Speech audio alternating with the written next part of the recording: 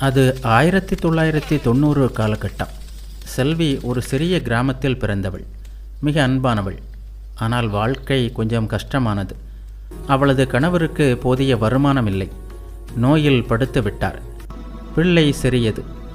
வருமானத்திற்கு வேறு வழியில்லை.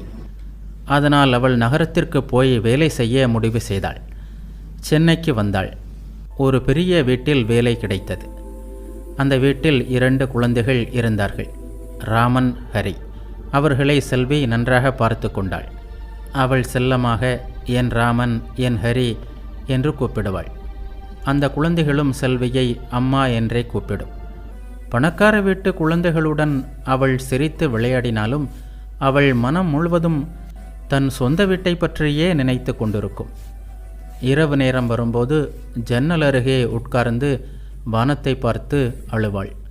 இப்போது என் பையன் தூங்கிவிட்டானா, அவன் எப்படி இருக்கிறானோ என்று நினைப்பாள். ஒரு நாள் விடுமுறை வந்தது. அவள் பையில் தன் குழந்தைக்கு தேவையான துணி, இனிப்பு, விளையாட்டு பொருட்களை வைத்து கொண்டாள்.